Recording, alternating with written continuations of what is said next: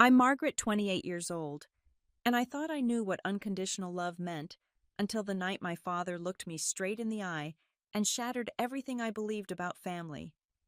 For years, I had been the perfect daughter, chasing his approval through every achievement, every success, every milestone. I was a marketing coordinator who had just landed the biggest promotion of my career, and I couldn't wait to share the news with the two people who mattered most. But sometimes, the people who should celebrate your victories are the ones who resent them the most. Before I tell you what happened that night, let me know where you're watching from and hit that like button if you've ever felt unwanted by the people who should love you most. Don't forget to subscribe, because trust me, this story will show you exactly how I turned my father's cruelest words into my greatest strength. Growing up in suburban Cleveland, Ohio, I was what everyone called the golden child. My father, Frank, worked as an accountant for a mid-sized firm, methodical and precise in everything he did. He wore the same navy blue ties to work, organized his desk drawers with military precision, and expected the same level of order from everyone around him. My mother, Linda, was the opposite, gentle and nurturing, always ready with fresh-baked cookies and warm hugs when I came home from school. Our house was a picture-perfect two-story colonial with white picket fence and rose bushes that my mother tended with religious devotion. Every Sunday after church, we would sit around the mahogany dining table for pot roast and mashed potatoes, discussing my grades, my activities, my future plans. Frank never raised his voice, never showed anger, but there was always this underlying current of expectation that I could never quite satisfy. I remember being 7 years old, showing him my spelling test with a 95% grade. While other parents might have celebrated, Frank simply pointed to the one word I had missed and said quietly, "Next time, Margaret, we don't settle for almost perfect." That became the soundtrack of my childhood. Next time, Margaret. Do better, Margaret. Try harder, Margaret. In high school, I threw myself into everything: student council president, debate team captain, honor society, volunteer work at the local hospital. When I graduated as valedictorian with a full scholarship to Ohio State University, I finally thought I had done enough to earn his genuine pride. Frank stood in the auditorium that day, clapping politely, while other parents cheered and cried with joy. When I asked him later what he thought of my speech, he said, "It was adequate, Margaret. College will be the real test." College became another mountain to climb. Business major with a minor in communications. Dean's List. Every semester, internships at respected companies, networking events, leadership positions. I graduated summa cum laude and immediately landed a position at Morrison & Associates, one of Cleveland's most prestigious marketing firms. Still, Frank's praise remained elusive, always qualified with suggestions for improvement or reminders that this was just the beginning. 3 years into my career, I had worked my way up from junior associate to marketing coordinator. I handled campaigns for major clients, managed teams of designers and copywriters, and consistently exceeded my targets. My colleagues respected me, my boss relied on me, and clients specifically requested to work with me. But at family dinners, Frank would listen to my updates with the same neutral expression he wore when reviewing tax returns. My mother, Linda, would try to bridge the gap, gushing about my accomplishments and encouraging Frank to show more enthusiasm. "Isn't it wonderful what Margaret has achieved?" she would say, her voice hopeful. Frank would nod and respond with something like, "She's doing what she's supposed to do. That's what we expect." The conversation would then shift to practical matters like mortgage rates or the neighbor's new car. I had convinced myself that Frank's reserved nature was just his way of protecting me from becoming complacent. Some parents were demonstrative, others showed love through high standards and steady guidance. I chose to believe that his lack of effusive praise meant he was preparing me for a world that wouldn't hand out participation trophies. Deep down, though, I was still that 7-year-old girl desperately trying to earn a smile of genuine pride from her father. At 28, I had built what anyone would consider a successful life. My one-bedroom apartment in the trendy Tremont neighborhood reflected my professional growth. Hardwood floors, exposed brick walls, a kitchen where I actually cooked real meals instead of surviving on microwave dinners. I had a reliable Honda Civic that I had paid off early, a growing savings account, and a 401k that my financial advisor called impressive for someone your age. My personal life was equally stable.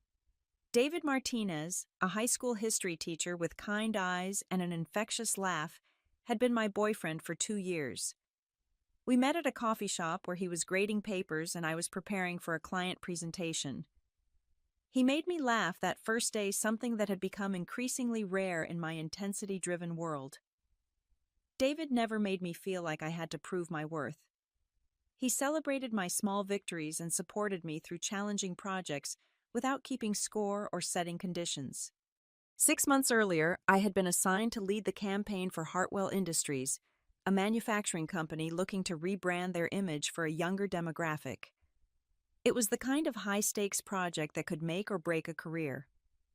For weeks, I worked 14-hour days coordinating focus groups, collaborating with creative teams, and presenting multiple concept iterations to increasingly demanding executives. The breakthrough came during a late-night brainstorming session.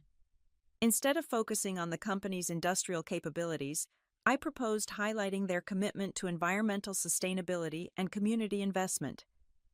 The campaign, Building Tomorrow's Legacy Today, resonated perfectly with their target audience.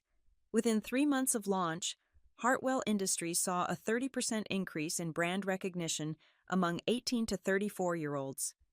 My boss, Patricia Chen, called me into her office on a Tuesday morning in October. I had been with the company for 3 years, consistently delivering results and building strong client relationships. "Margaret," she said, leaning back in her leather chair with a smile I had never seen before, "I have some news that I think you're going to like." The promotion to Senior Marketing Coordinator came with a $15,000 salary increase, my own office with windows overlooking downtown Cleveland, and the opportunity to lead a team of 5 junior associates. More importantly, it represented recognition of my capabilities and potential for growth within the company. Patricia shook my hand and said, "You've earned this, Margaret. Your work on the Hartwell campaign was exactly the kind of innovative thinking we need more of."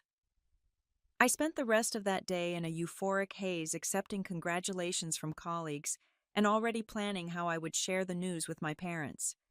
This promotion represented everything I had worked toward, validation that my years of dedication and sacrifice had paid off. For the first time in my adult life, I felt truly proud of myself, independent of anyone else's approval.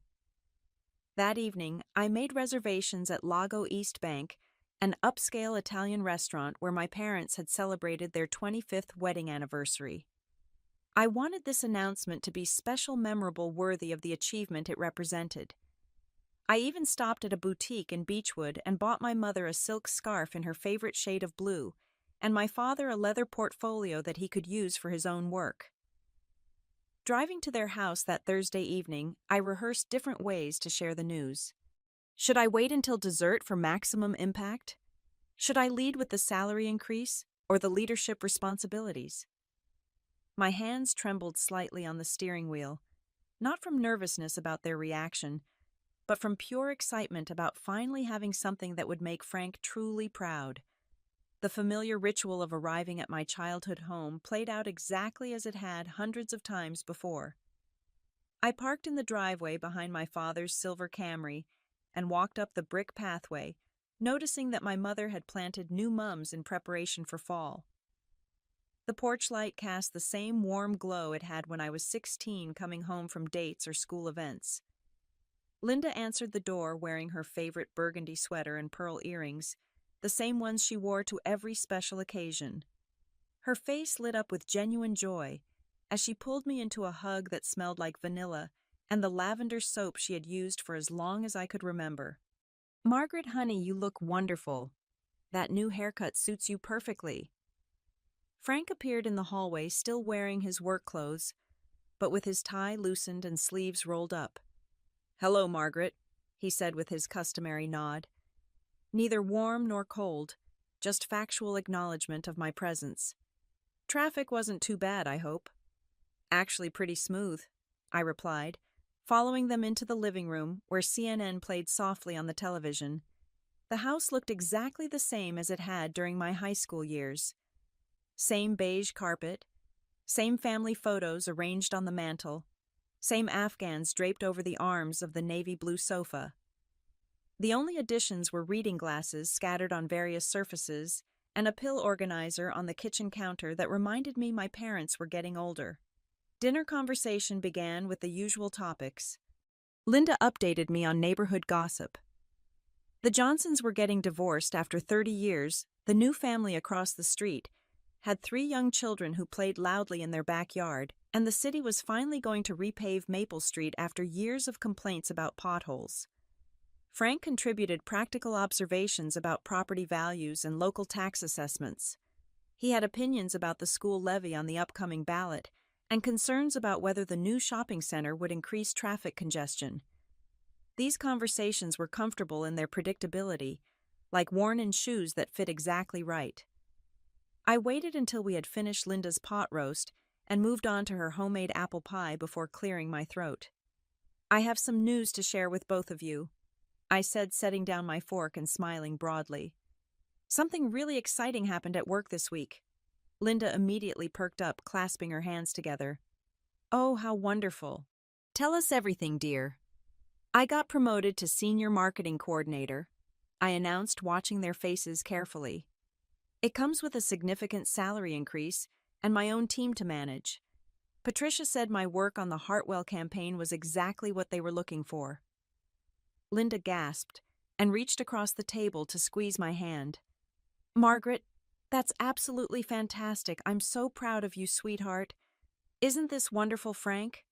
I turned expectantly toward my father, waiting for the moment I had imagined countless times. Frank finished chewing his bite of pie, dabbed his mouth with his napkin, and nodded slowly. "That's good, Margaret. More responsibility usually means longer hours, though. Make sure you don't let it go to your head." The comment stung, but I pushed forward, determined to share all the details I'd been excited about. "The salary increase is $15,000, and I'll be overseeing campaigns for some of their biggest clients. Plus, I'll have my own office with windows overlooking downtown." "15,000? Frank repeated, his tone neutral. "That's a significant jump. Companies don't usually hand out that kind of money unless they're expecting substantial returns on their investment." Something in his voice made me pause. There was no congratulations, no pride, just a calculated assessment of my promotion, like he was reviewing a business transaction. Linda filled the silence with more enthusiastic questions about my new responsibilities and office setup, but I found myself studying Frank's expression, searching for any sign of genuine happiness for my success. As we moved to the living room for coffee, I decided to share my gesture of gratitude. "Actually, I wanted to celebrate this promotion with both of you. I made reservations for Sunday brunch at that new place in Westlake, my treat. And maybe we could plan a weekend getaway sometime soon. I've been looking at bed and breakfasts in the Finger Lakes region." Linda clapped her hands together. "Oh, Margaret, that sounds lovely. We haven't taken a real vacation in years." Frank's expression shifted, and for the first time all evening he looked directly at me with something approaching intensity. "You think throwing money around is going to solve everything, don't you?" The change in Frank's tone was like cold water thrown across my excitement. Linda looked between us uncertainly, her coffee cup frozen halfway to her lips. "Frank, dear Margaret is just being generous. She wants to celebrate with us." "Generous?" Frank repeated, standing up and walking to the window. "Is that what we're calling it now?" He turned back to face me, and I saw something in his eyes that I had never seen before. Not disappointment or disapproval, but something harder and more personal. You make one good career move and suddenly you're the family provider ready to take care of your poor old parents. I felt my stomach clench with confusion. "Dad, I just wanted to share my success with you. I thought you'd be happy for me." "Happy?" he said, letting out a bitter laugh. "Margaret, do you have any idea what it's like to watch your daughter succeed while you're barely keeping your head above water?" Linda set down her coffee cup with shaking hands. "Frank, please. Not tonight." Not tonight. Frank's voice rose slightly. When Linda? When is the right time to talk about the fact that our 28-year-old daughter is offering to pay for vacations while we can't even keep up with our own bills? The words hit me like physical blows. What are you talking about? I didn't know you were having financial problems. Why didn't you tell me? Frank laughed again, but there was no humor in it. Tell you that the accounting firm laid off half their staff 6 months ago. Tell you that your mother's diabetes medication costs more than our grocery budget. Tell you that we've been living off credit cards for the past year because my reduced hours barely cover the mortgage. I looked at Linda, who was crying silently into her hands. Mom, why didn't you say anything I could have helped? I can help now. We don't need your charity, Margaret, Frank snapped. We managed to raise you and put you through college without handouts. We don't need you swooping in now with your big salary and your condescending generosity. Condescending. I stood up, my own voice rising. I was trying to celebrate with my family. I was trying to show my appreciation for everything you've done for me. Everything we've done for you, Frank repeated slowly.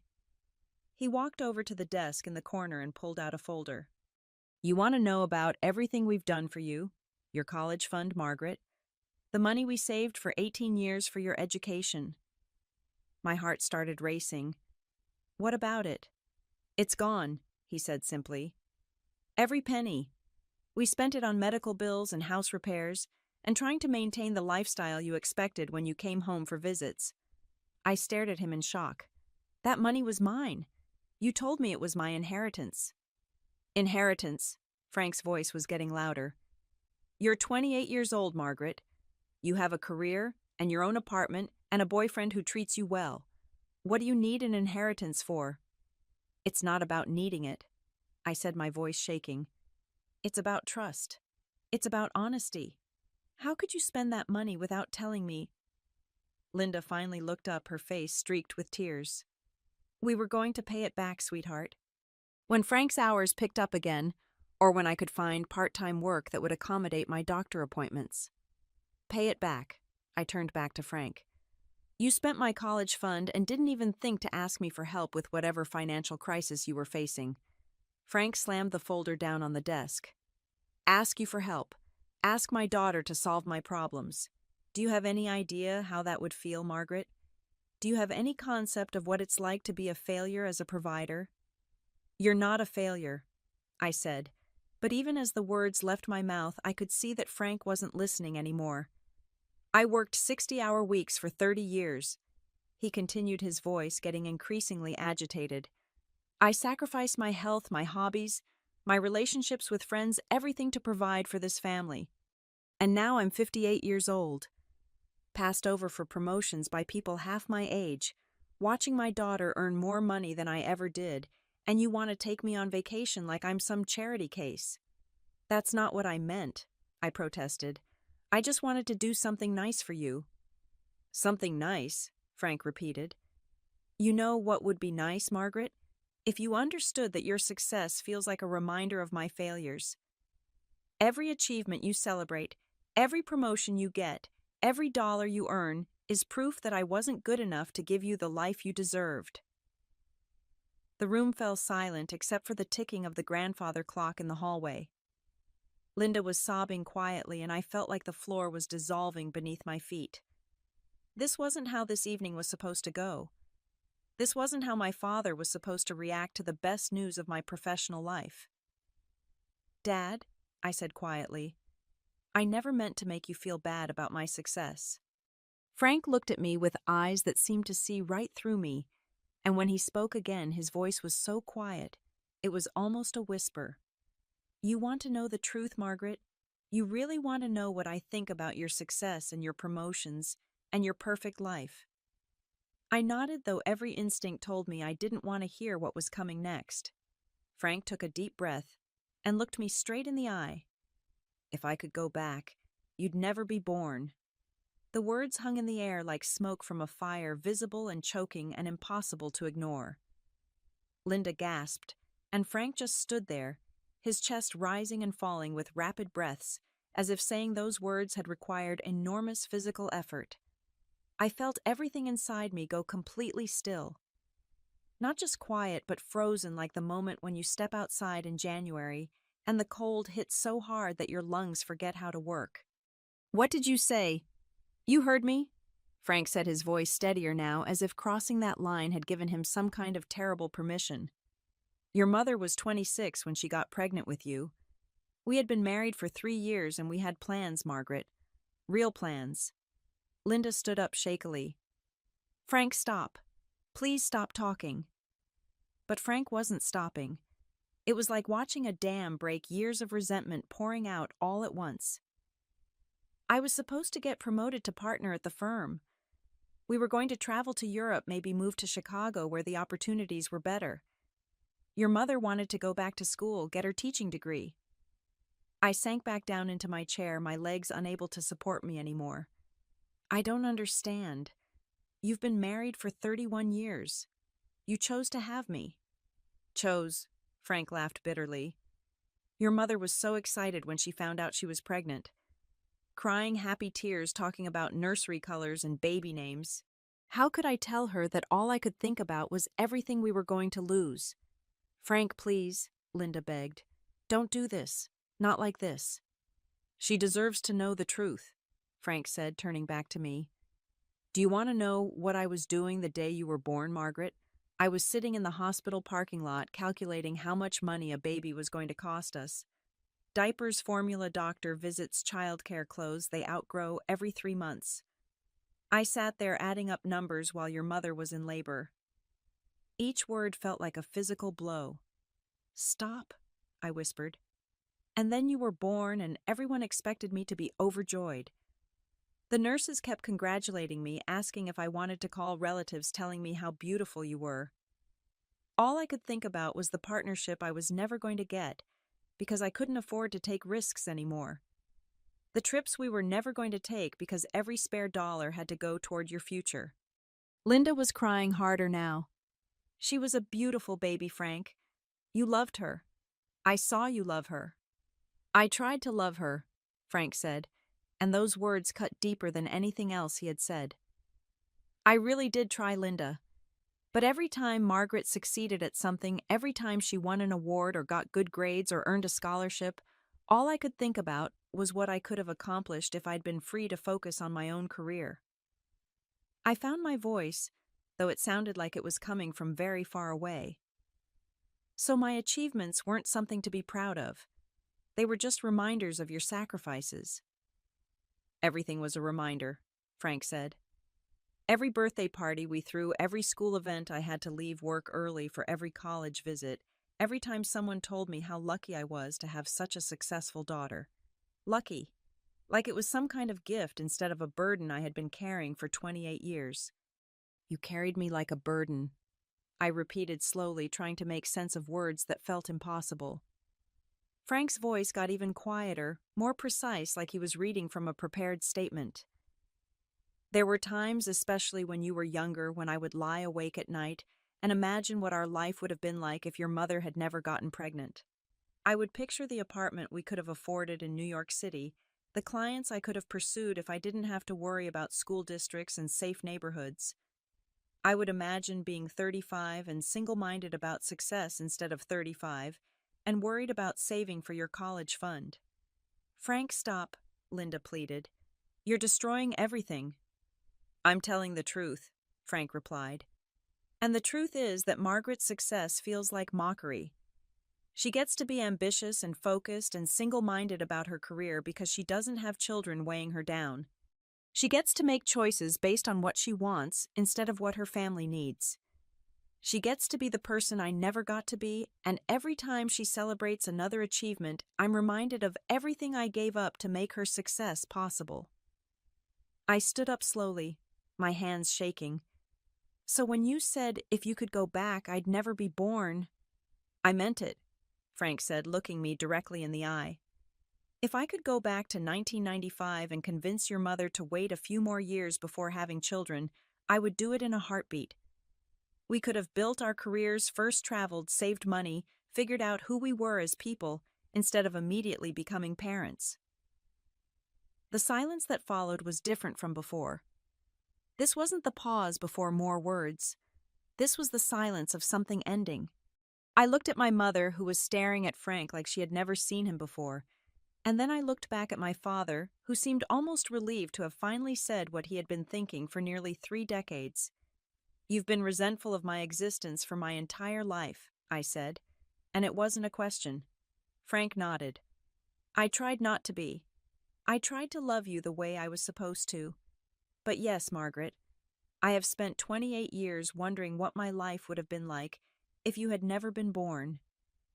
Something extraordinary happened in that moment of complete devastation. Instead of falling apart, I felt myself becoming very, very calm. It was like watching a building collapse from a safe distance, destructive and terrible, but also strangely clarifying. All the pieces of my childhood suddenly fit together in a pattern that made perfect, horrible sense. The lukewarm responses to my achievements. The way Frank always seemed distracted during my school plays and graduation ceremonies. His tendency to turn every conversation about my successes into discussions about practical concerns or future challenges. The emotional distance I had attributed to his personality was actually something much more deliberate protective detachment from a child he had never wanted. I looked around the living room where I had spent countless hours doing homework, watching television, and trying to earn my father's approval. The family photos on the mantel told a different story now. In every picture, Frank's smile looked forced, his arm around my shoulders stiff and dutiful, rather than loving and proud. 28 years, I said quietly, testing the words. "You've resented me for 28 years. Frank didn't deny it. "I provided for you, Margaret. I kept a roof over your head and food on the table and clothes on your back. I paid for your braces and your school supplies and your college application fees. I drove you to soccer practice and piano lessons and sleepovers with your friends. I did everything a father is supposed to do." "Everything except love me," I said, and Frank flinched slightly. "Love isn't always a feeling, Margaret. Sometimes it's a choice. Sometimes it's showing up and doing your duty even when you don't want to." I turned to my mother, who was still crying silently. All these years, did you know how he felt about me?" Linda looked up with red, swollen eyes. "I knew he struggled with the responsibility. I knew he felt overwhelmed sometimes, but I never imagined he actually wished you had never been born." "But you suspected," I pressed. "You knew something was wrong." Linda nodded reluctantly. "He was different after you were born. More serious, more worried about money, less spontaneous. I thought it was just normal adjustment to parenthood. I thought all new fathers went through something similar." I thought about all the times Linda had tried to encourage Frank to show more enthusiasm about my accomplishments, all the times she had made excuses for his emotional distance, all the times she had tried to bridge the gap between us. She hadn't been covering for a reserved personality. She had been compensating for a father who fundamentally resented his child's existence. The financial information Frank had revealed earlier took on new meaning now. "The college fund you spent," I said. "How much was it?" Frank hesitated. $43,000. $43,000 that you saved for my education and then spent without telling me because you were having financial difficulties. We were drowning, Margaret. Medical bills, reduced income, unexpected expenses. We didn't have anywhere else to turn." I pulled out my phone and opened my banking app, scrolling through my account balances and recent transactions. "Do you want to know something interesting, Dad? In the past 2 years, I've given you and Mom approximately $12,000. Birthday gifts, Christmas gifts, dinners.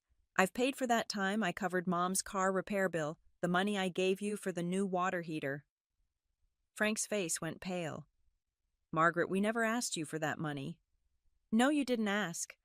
I offered it freely because I thought I was contributing to the family that loved and supported me. But now I'm realizing something." I looked up from my phone. "You've been living off my generosity while resenting my existence. You've been accepting financial help from the daughter you wish had never been born." Linda gasped softly. "Oh, Frank." The mathematical reality was stark and undeniable. Frank had spent my inheritance, accepted my gifts, and benefited from my success while harboring nearly 3 decades of resentment about my mere existence. Every dollar I had contributed to their household had come from someone they wished wasn't alive to contribute it. The partnership you didn't get, I continued, my voice growing stronger. The travel you didn't do, the life you didn't live. You blame all of that on me being born, but you've had no problem accepting the benefits of my career success. Frank opened his mouth to respond, but I wasn't finished. You know what the really twisted part is? I've been supporting your comfortable retirement with the salary I earn at the job I got because of the education you helped pay for with the college fund you then stole from me. You've created this perfect circle of resentment and dependency.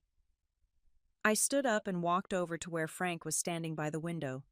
For the first time in my adult life, I was looking at him without any need for his approval or fear of his disappointment. He was just a man who had made choices and now had to live with the consequences of those choices. You want to know what I think, Dad? I said, my voice steady and clear. I think you didn't get that partnership because you were mediocre at your job, not because you had a family. I think you didn't travel to Europe because you didn't have the courage to take risks, not because you had responsibilities. I think you've spent 28 years blaming me for your own limitations and failures. Frank's face flushed red. That's not true. Isn't it? I stepped closer. Because successful people with children manage to advance their careers all the time. Successful people with families manage to travel and pursue opportunities and build the lives they want. The only difference between them and you is that they don't use their children as excuses for their own lack of ambition. The confrontation reached its peak in that moment when Frank realized I was no longer the child desperately seeking his approval. I was an adult woman with my own resources, my own power, and my own ability to set boundaries. The dynamic between us shifted completely as I stepped into a version of myself I had never been before, someone who refused to accept undeserved guilt. You want to go back and erase me from existence? I said, looking Frank directly in the eye. Fine. Let's start right now. Frank blinked, clearly not understanding what I meant. If you could go back and I'd never be born, then stop living off the daughter you wish never existed. The words came out calm and precise, like I was reading from a contract. Linda stopped crying and stared at me, and Frank's mouth opened slightly as the implications of what I was saying began to register.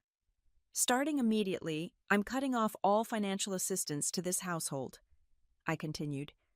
No more dinners that I pay for. No more gifts of money for household expenses. No more covering emergency costs when your car needs repair or the furnace breaks down. If you wish I had never been born, then you can live as if I had never been born. Margaret, Linda whispered.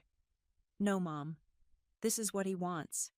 He's made it very clear that my existence has been nothing but a burden and a disappointment. Well, burdens and disappointments don't pay for other people's lives. They don't contribute to retirement funds or cover medical expenses or take their parents on vacation. I turned back to Frank, who was starting to look less confident and more concerned. You know what's interesting about your fantasy of a childless life? You imagine all the career success you would have had, all the freedom and opportunities. But you never imagined doing any of that without the financial safety net I've been providing. That's different, Frank said weakly. Is it because from where I'm standing it looks like you want all the benefits of having a successful daughter with none of the emotional responsibility of actually loving that daughter? You want my money but not my presence. You want my support but not my achievements. You want my contributions but not my existence. I pulled out my phone again and opened my financial planning app. Let me give you some numbers, Dad, since you're so good with numbers. Over the past 5 years, I have contributed approximately $36,000 to your household through direct gifts, paid meals, covered expenses, and holiday presents. That's not including the emotional labor of trying to earn your approval or the time I've spent trying to build a relationship with someone who fundamentally didn't want me to exist. Frank was silent now, and I could see him processing the financial implications of what I was saying. Your monthly expenses, based on what you've told me about your financial struggles, are approximately $4,000. Your current income from reduced hours and mom's disability payments is about $3,000. That leaves a monthly shortfall of $1,000 that you've been covering through credit cards and apparently my college fund. Margaret, please, Linda said. Don't punish me for what your father said. I looked at my mother with genuine sadness. Mom, I'm not punishing anyone. I'm simply accepting the reality that Dad has presented. He wishes I had never been born. Well, if I had never been born, you would have had to figure out your financial problems without my help. So that's exactly what you're going to do now. I put my phone away and picked up my purse. I'm going to make this very simple for both of you. You have 30 days to figure out how you're going to manage your expenses without any assistance from me. That includes finding solutions for the medical bills, the credit card debt, and the ongoing monthly shortfall in your budget. Frank finally found his voice. You can't be serious. I'm completely serious. You've made it clear that my existence is a burden and my success is a source of resentment. Fine. Live your life as if the burden had never existed. See how successful you feel when you're not benefiting from the achievements of the daughter you never wanted. I didn't mean it like that, Frank said, but his voice lacked conviction. Yes, you did. You meant every word. And now you get to experience the logical consequences of those words. I headed toward the front door, then turned back one more time. You know what the sad part is, Dad? I came here tonight to celebrate with you. I wanted to share my success with the people I loved most. I wanted to take you on vacation and buy you nice things and show you how grateful I was for the sacrifices you made. Frank's eyes were wide now, and I could see that he was beginning to understand the magnitude of what he had lost in those few moments of brutal honesty. But it turns out those sacrifices weren't made out of love. They were made out of duty and resentment. And I don't owe anything to someone who sees me as a mistake that ruined his life. I opened the front door and paused on the threshold. If you ever decide that you actually want a relationship with me based on mutual respect and genuine affection, you know my number. But until then, I'm going to live my life surrounded by people who are glad I exist. Margaret, wait, Linda called out. I turned back to her. Mom, I love you, but I won't be part of a family where my existence is seen as a burden. When you're ready to have that conversation without Dad's resentment poisoning everything, call me. And then I walked out of the house where I had spent my entire childhood trying to earn love from someone who was fundamentally incapable of giving it. The drive back to my apartment felt like traveling through a different universe. Every familiar street looked the same, but felt completely changed, like I was seeing my hometown through new eyes. I called David from the parking lot of my building, and he was at my door within 20 minutes, carrying a bottle of wine and wearing the concerned expression that meant he was prepared to listen for as long as necessary. He said what?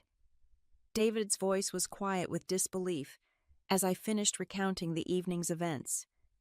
That if he could go back, I'd never be born. I repeated, surprised that saying it again didn't hurt as much as I expected.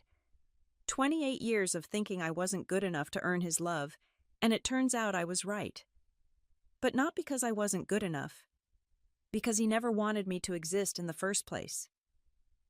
David set down his wine glass and pulled me into a hug. Margaret, you know that says everything about him and nothing about you, right? I know that now, I said, and realized I actually meant it. For the first time in my life, I actually understand that his inability to love me has nothing to do with my worth as a person. The next few weeks were a strange combination of grief and liberation.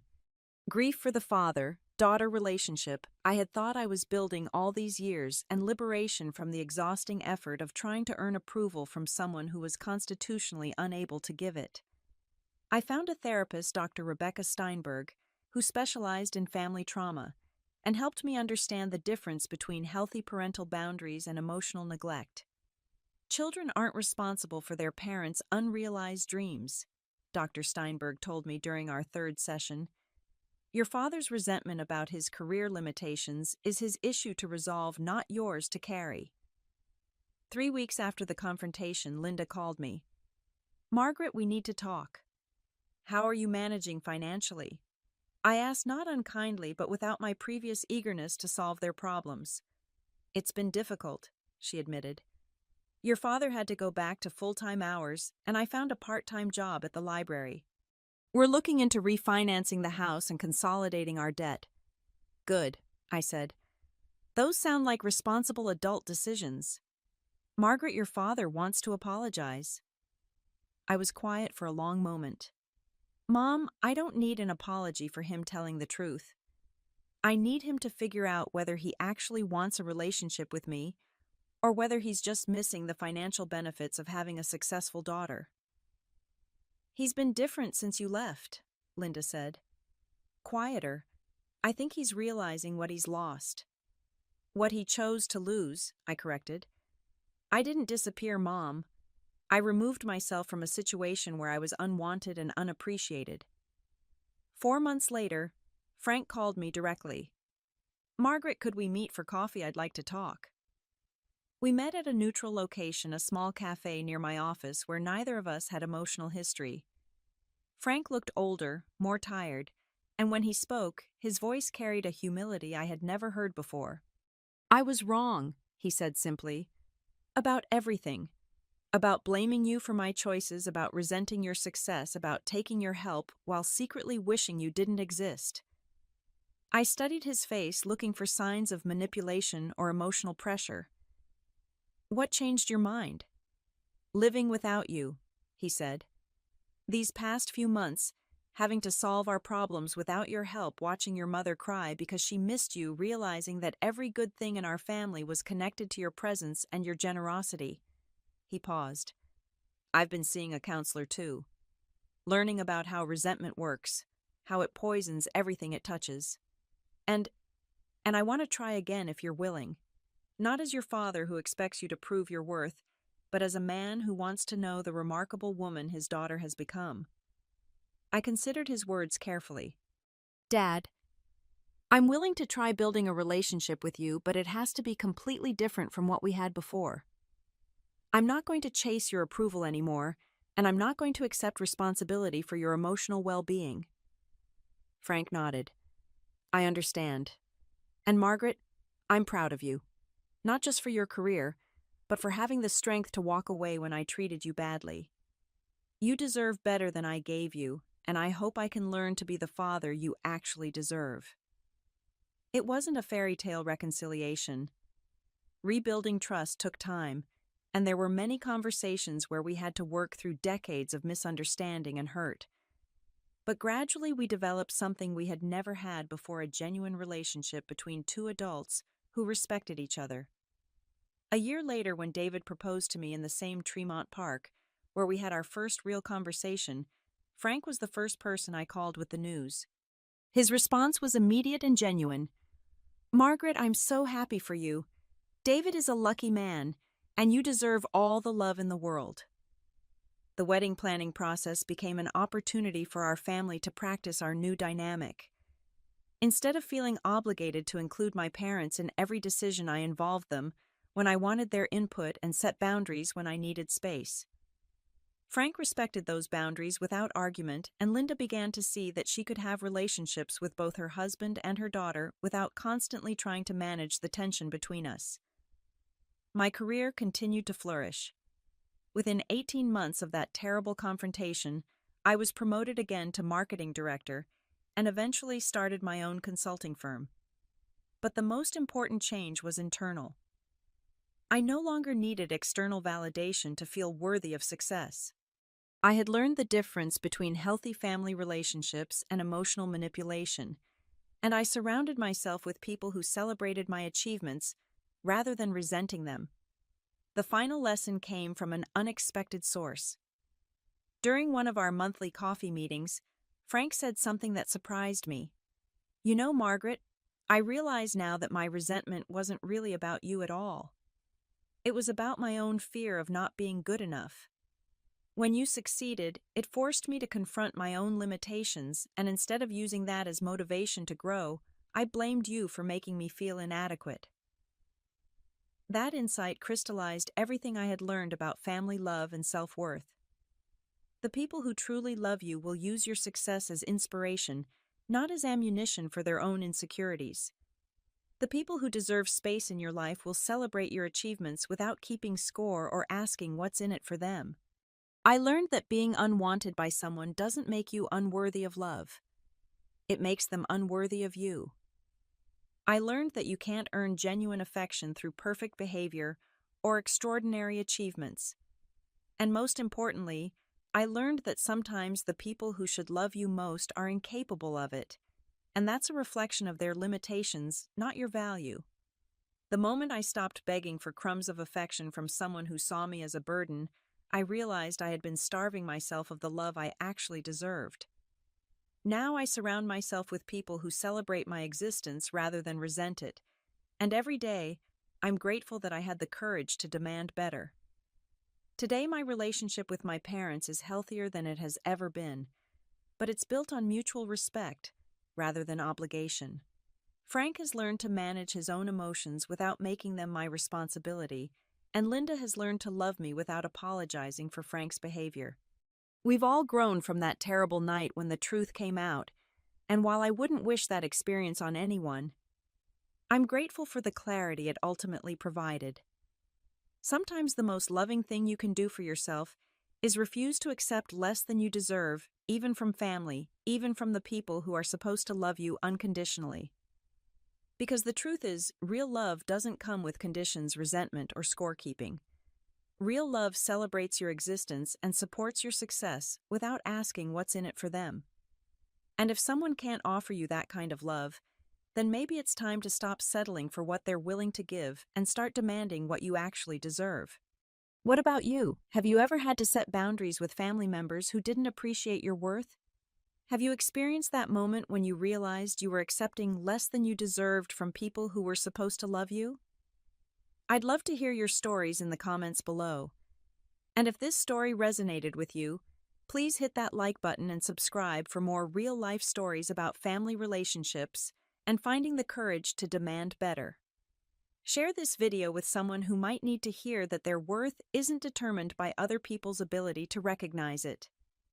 Thank you for listening to my story, and remember you deserve to be surrounded by people who are grateful for your existence, not resentful of it. Until next time, choose love that celebrates you, not love that merely tolerates you.